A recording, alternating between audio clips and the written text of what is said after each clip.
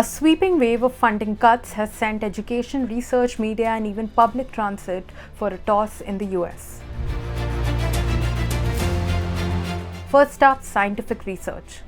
The US is slashing education and research grants under President Trump's administration, prompting a coalition of 12 European governments to step in. Countries like France, Germany, and Spain are offering new opportunities and dedicated funding for displaced scientists.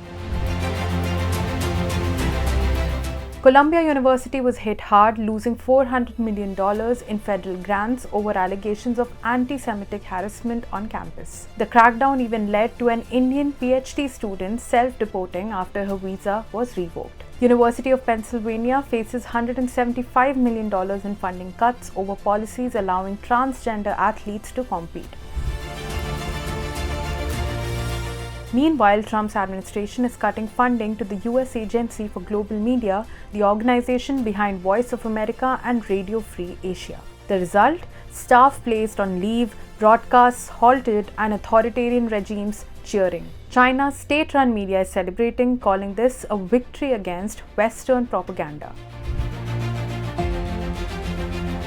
The Trump administration is now threatening to cut federal funding for New York City's subway system unless crime rates improve. We give millions of dollars a year to the New York subway, and part of the requirement is they keep it safe. And so what we're going to do is say, listen, if you can't keep your subway safe, if people can't go to the subway and not be afraid of being stabbed or thrown in front of tracks or burnt, and we can't consider the subway a subway and not a homeless shelter, we're going to pull your money.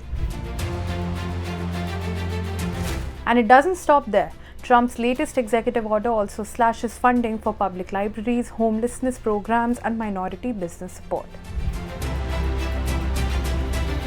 So what does all this mean? A US brain drain to Europe, media silenced, public programs gutted, and even the NYC subway caught in the crossfire.